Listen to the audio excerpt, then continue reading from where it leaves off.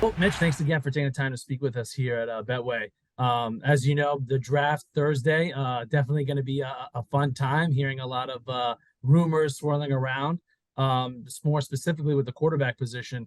Out of the four, to backtrack, the Panthers made a huge trade, a month ago. So, in your opinion, which quarterback do you believe should go number one? That's interesting. It seems like when they made the trade, people were saying, well, we're not exactly sure who they're going to take. You could potentially do some crazy stuff with it too. You could, maybe trade down a pick or something if Houston really felt like they needed to jump up for somebody.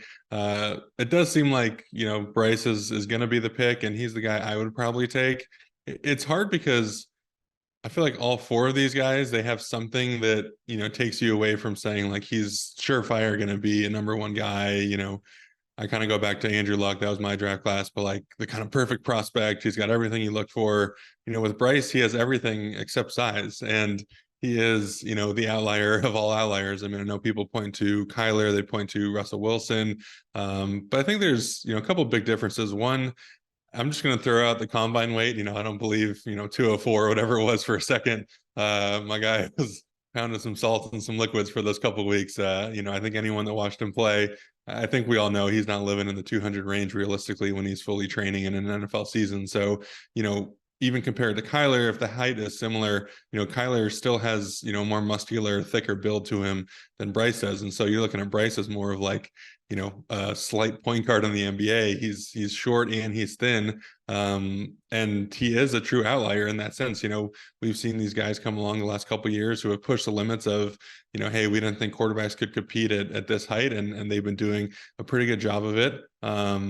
But he's just that next step of, can you compete at that height, but also weigh in the 180s realistically. And that would scare me as a team who not only is picking number one, but traded up and, I'm not going to say mortgage the future, but, traded away some serious assets to do it. So you have to be comfortable with that. It comes down to, he wasn't really hurt in college, and he does have some of that escapability and the smarts, kind of like Lamar does as well. You don't really see Lamar taking big hits. One, they both have dynamic athleticism to avoid them. And two, they're also smart about getting out of the way. They're smart about getting down.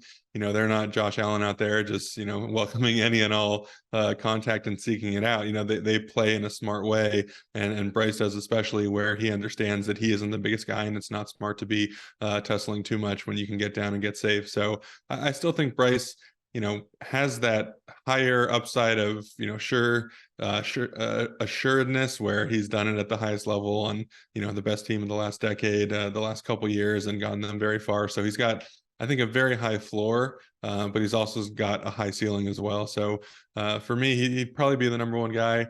But again, I'm not the one that has to take him. And when you're sitting in those meetings, you go through your checklist of, it comes down to offensive linemen. I remember when I was coming out, you're doing the bench press, you're doing all these other things. Do they really care how many reps of 225 pounds you can bench? No, but they care that you can do 20, because if you can do 20, that means you have some level of strength. That means you have some level of carrying in the weight room, and you're committed to it. They just want you to kind of check these boxes. And, Bryce he doesn't quite check that, size and or that weight and height box. And so that's something where you have to feel really comfortable as the GM to turn in that card. No, that's really interesting. I mean, for someone as a fan of just the game, I've seen, Bryce Young, I mean, on the highest level, right, in Alabama, like you mentioned it with that team, and him just being able to do certain things. I agree. I think he's going to be number one, but it's definitely going to be definitely a risky pick. I'll tell you that much for sure. So I agree with you on that. Now, to me, I think the most important position, many people may argue it's the quarterback. I always say it's the offensive line. So the quarterbacks know, man, you can't do anything without a good O line. And, there's a lot of great offensive linemen with Peter Skoronski, Osiris Torrance, who's one of my favorite guys. Just watching him, he just dominated from the get-go. Is there anybody, in your opinion, in the offensive line group, doesn't have to be a household name, or someone that you feel like, man, I love this guy, he may go in the first round, second round, that you feel like this guy, when he gets picked, the team's going to love him? I think Skaronski, you mentioned him. To me, you hate putting the word safe on a guy because it feels like, there's not as much upside. But, again, you're talking about, what's that floor, what's that ceiling. It feels like Skoronski, the floor is exceptionally high. I don't see much probability of him not being, a high level starter, whether it's at tackle or guard. I would leave him out at tackle. I know he's, again, talking about outliers and certain things. He's got, pretty short arms, all things considered, for an offensive tackle, and what we typically see in, high level tackles, guys getting drafted in the first round, all pros, pro bowlers. But I think, he's goes to Northwestern. He plays a lot of good teams. He's gone up against this Ohio State defense who has a first rounder or two every year. And so you would have seen that lack of length show up on film. He had to go up against Van Ness from Iowa the last couple of years. He's a big, strong, long guy. So you would see that come out in certain areas if it was a true deficiency. And, aside from a couple times where, he can give up his chest a little bit, I just don't really see the arm length becoming a factor for him. I think that's, technique stuff. I've talked to him in the past as well. And, he's a guy who tends to, kind of grab more than truly punching. And so if you're more of a grabber in terms of technique, you are going to expose your chest a little bit. Like, you have to wait until they're close enough to grasp onto them. Where if you're do that, and, I just think he's able to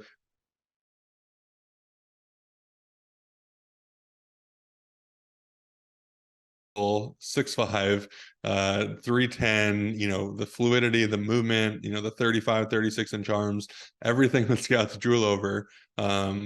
But I think there's a little bit of coaching involved there. There's a little bit of meshing with a certain scheme.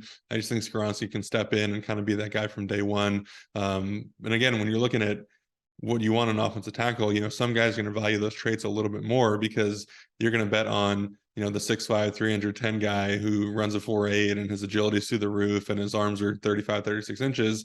You're going to say, all right, if it gets down to him against Von Miller in space, I'm probably going to trust the guy who, maybe if Von gets an edge, or maybe Von, has an inside move, he's just got that pure burst of athleticism, kind of a la Lane Johnson or some of these other kind of, Trent Williams freak show guys that you don't see them get beat very often because they're so proficient. They blend, technique with athleticism. But if they do get beat, they have some serious bursts and wow to him. And, I think Skoronski has enough of that, but he doesn't necessarily have what the other guys have. So that's where I get into him being kind of that quote unquote safer pick, the guy that's going to step in day one, can kind of blend in any scheme, play really well, tackle or guard.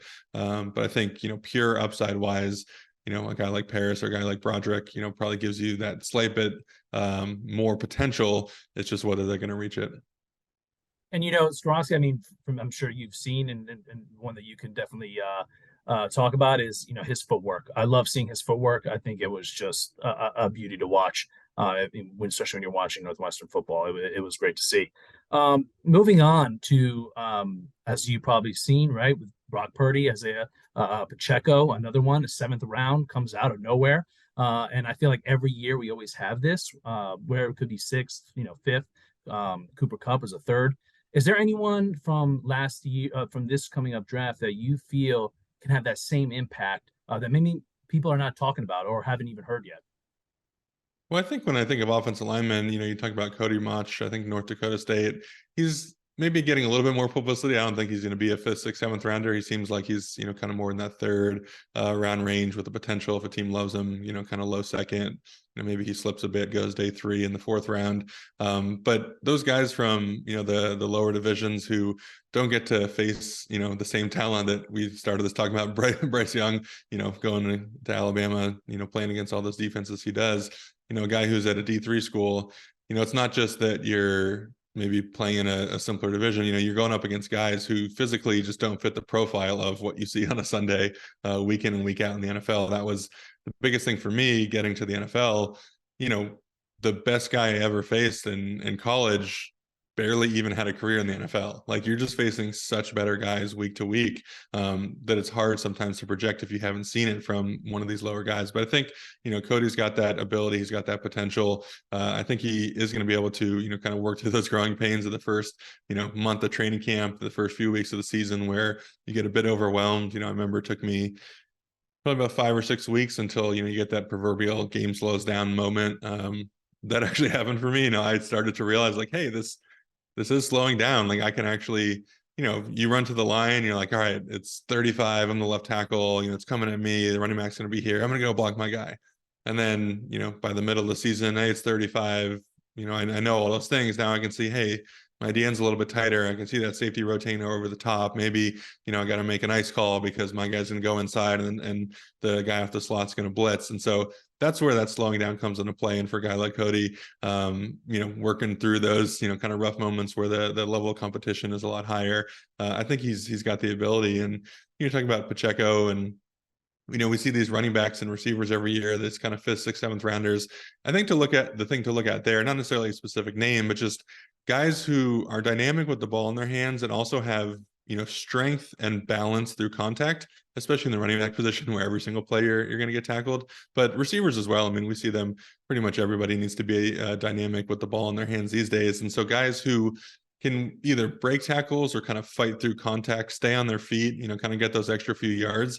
I think that's something that translates. If you're able to make guys miss, you're able to fight through tackles in college, you're probably going to be able to do it in the NFL. It's hard to, not make guys miss in college and start doing it in the pros. And it's also, relatively hard to be a dynamic guy in college who makes guys miss and then just completely not be able to do that in the NFL. So for whatever reason, those guys have slipped down a bit. I think looking at them with the ball in their hands, what they do at the contact point, if they're able to make guys miss and or fight through, tackles physically and stay on their feet, I think that's probably the biggest trait that allows those, lower level guys, I shouldn't say lower level, but lower draft pick guys to be successful at the next level. Yeah, and that's a great. I mean, to me, I think it was receiver Josh Downs out of UNC. I think that's someone who can definitely be a sleeper. I know people are talking about second, maybe third, but he's a dynamic weapon, and that, like you mentioned before, someone in his hand, the ball in his hands, he's going to make a lot of people happy. So speaking of, I know you were talking about your rookie season. We're talking about the draft. These guys coming in there. It's probably one of the highlight of their lives, right? Being drafted. Any good stories, any funny stories that you remember from your rookie season that you would like to share as well? Ooh, yeah. We had a really good group in Cleveland. That was the thing. I got lucky. I was drafted there. Honestly, I went higher than I expected to. I kind of got lucky with that as well. I was projected somewhere to be around the 6th through 10th offensive tackle taken. So, usually that's second round, maybe third round. For whatever reason in my draft, there are only 2 tackles taken in the first round, which is like a really low number, especially when you think the next year there were 3 tackles taken in the top 4 picks, and Fisher, Jokel, and Lane Johnson. So we had a pretty low amount of tackles taken, and I'm sitting there like, I'm 6 through 10, only 2 were taken. Not looking so good for me. I might have to wait a bit. And, I was lucky enough that Cleveland picked me, with the 5th pick in the second round. So I got taken right off the board early. I never got to the point where I was like worried or stressed or, starting to get bitter that, I'm better than these guys. Why are they getting drafted over me? It was a really smooth draft process for me. And, the luck part is going to Cleveland where I had a lot of different things working in my favor. One, obviously the organization liked me enough to draft me there. And so they had a plan for me. Had a really good offensive line coach in George Warhop. He kind of taught me a lot of things that lasted the rest of my career in terms of pass setting and change ups and how to use your hands, how to use your feet. Joe Thomas, as we all know, soon to be Hall of Fame inductee, already been announced for it. I get to play across from him, be in that meeting room every day with him, ask him any question I want. He's there to mentor me and does a great job with it. Alex Mack is our center who I went to college with. And so I show up right away and there's a guy in the room that I've been with before, I'm friends with, I played ball with. He's the center, he's running things. And so there's that familiarity there that I think really benefited me, more from the personal side, even, going into a new, room, a new team. Obviously never been in the NFL when you're first drafted. Like, it's stressful, it's anxiety filled, and you've got someone you consider a friend who can kind of walk you through things and make sure that everything's going well. And then just the rest of the room in general. I mean, John Greco, Sean Laval, Jason Pinkston, we just had such a tremendous room that I really got lucky. And so we had so much fun every day. I mean, Hop like to work us, we get out to practice, whatever legal CBA mandated, hours he was able to get out of us, he would. But again, it was good teaching. It was good to get the fundamentals down before the kind of the craziness of practice started. And so, we started to do a word of the day thing where every day when we were doing our warm up, 20 minutes before everybody else, we would have, just go down the list. And if it's your day, you got to bring a word, you got to, teach everybody about it, spell it, tell us the, country of origin, what's the definition. And, there's just kind of stuff like that where we just found a way to have fun. You could go out there, you could be bitter, you could be frustrated that your coach has you out to practice, 10, 15, 20 minutes early. I don't want to do this. This is, more than we need to, but we embraced it. We knew how much, those base fundamentals meant to us, and we made the best of it. And I think that's, one of the things I always remember with that group is, how much fun we had together and how we were able to kind of make, any situation. And obviously the team record is what it is. We were able to make, any situation into something that was fun and enjoyable. No, that's awesome. And when you think about the names, right? You guys, what a great talent. that Yeah. that whole line, that's awesome. I know we're running short on time, so I don't listen. The draft is in Kansas City, and which very known for their barbecue. Any good spots that you feel, hey, anybody coming up that's maybe never been to Kansas City that's checking out the draft, a great spot to go get barbecue, something that, out of this world. Ooh, that's a loaded question. It's which one of your kids is your favorite? I I would say you're pretty much not going to have bad barbecue, right? To exist as a barbecue restaurant in Kansas City with, how saturated it is with all the barbecue joints, like you have to be really good to even one, be crazy enough to open something up, and two, to stay in a business for that long. I would say there's kind of the mainstays. There's, Jack Stack, Q39, Joe's, Arthur Bryant's, all great places. I go to any of those, all the time. Gates, and then there's, Char Bar and Meat Mitch, which are owned by the same guy. His name is also Mitch, so he's got a good name, but he's a competition barbecue guy, and he's won a bunch of awards, and his food's really good. There's, a place right by the airport, actually, for anyone who's flying into town or flying out, called Scott's Kitchen. And, he purposely didn't name it barbecue because he kind of wanted to separate himself a little bit, but he is a barbecue guy. There's all the good burn ends, brisket, sausage, all that good stuff. But he's also doing a lot of other things on the menu. So you can, say you're leaving early Sunday morning or you're trying to get out of there Saturday before the third day of the draft. I think he's open at like 5 or 6 a.m. He's got burn end breakfast burritos that will knock your socks off. He's got breakfast tacos. So Scott's Kitchen is a really good one. So there's all sorts of places like that where you can go. You can, have as good a barbecue as you've ever had. It doesn't have to necessarily be something everyone's heard of. Harp's Barbecue probably still has the single best bite of burn ends I've ever had in my life. He's another competition guy. I think kind of came from Texas, so he's more Texas based in how he does his briskets. But man, you're not going to go wrong. I mean, pretty much anyone that has a recommendation, any place that you find out here, there's Blind Box Barbecue, there's Haywood's or Hayward. It's just, we could, spend an hour on barbecue in Kansas City, and that's the fun part about living here. You can go to all these places, you can mix it up, you can find like, well, I like this place's burn ends, but I like their wings, but I like their ribs. And you're able to, stay nice and healthy in the midsection, as a good Kansas City and should. That's awesome. Huh. Last question before I let you go. Here, I live in Jersey in the New York area. We are big in food trucks. If you have to serve, if you were opening up your own food truck, what would you serve? What would be on that menu? Yeah, it's something, whenever I do my kind of recipes online, people always ask like, hey, you can open up a restaurant, you can open a restaurant. That's tough business. I think, like you're saying, the food truck might be a more modest start. Um, I'd have to serve some sort of like steak or meat. Like I feel like that's, part of me as a big guy and offensive lineman, especially being in the Midwest. And I don't know that I'd lean into barbecue as much as I like cooking it. I tend to leave, the professional barbecue to the professionals. And as we just talked about, I love to go eat all their, competition level barbecue and all their restaurant quality. I just kind of do the home cooking stuff, and I would feel a little weird about serving barbecue myself. So I feel like I lean into steak a little bit, make sure to have a few good steaks, good steak possibilities. Obviously, if you're eating off a food truck, you're probably not going to, sit down and enjoy a 16-ounce ribeye or anything like that. But some sort of, steak item, maybe you put into tacos, maybe you do a nice steak sandwich. But also, I think smash burgers. I think for me, smash burgers are just so good. I mean, they're so amazing, and again, there's so much good, you know, burger recipes, places, fast food, whether it's kind of a higher level. Kansas City has the whole spectrum of, high level barbecues down to the good fast food stuff, but kind of that more like homemade, right off the griddle smash burger. I still kind of consider, this might be a little selfish, but my own smash burger is still my favorite burger. I just think there's something about it that, like, I don't quite know what it is, but I just make it really well. And like, you get that nice soft brioche bun, you get the little bit of mayo, a little bit of mustard, a little bit of ketchup, the beautiful caramelization on the burgers. You get that melty cheese, some sliced onion, some tomato, the shredded lettuce. It comes together. So I feel like, again, food trucks are usually, kind of quicker food, more, hand eating on the move.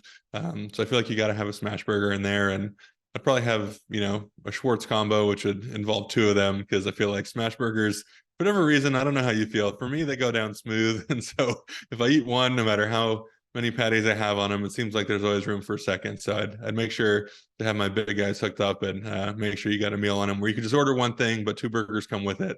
So you don't have the shame of having to order two different things. Oh no, I agree. I got my own smasher here that I bought, and I love making smash burgers. So I'm with you on that. That is awesome, and hopefully one day I can try. That is, it sounds really good.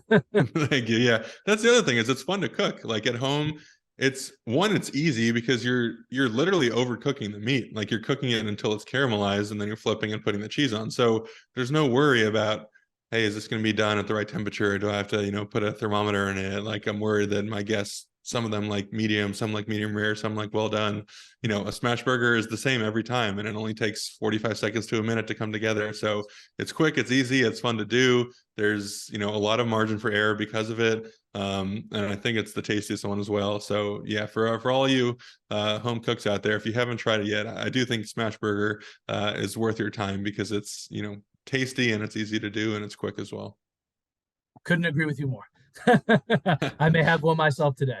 I know we're out of time, so I just want to say thank you again for taking the time, spending some time with us today, going over these questions. And yeah, have a great time. Kansas City, the draft should be fun, and we're excited to take a look.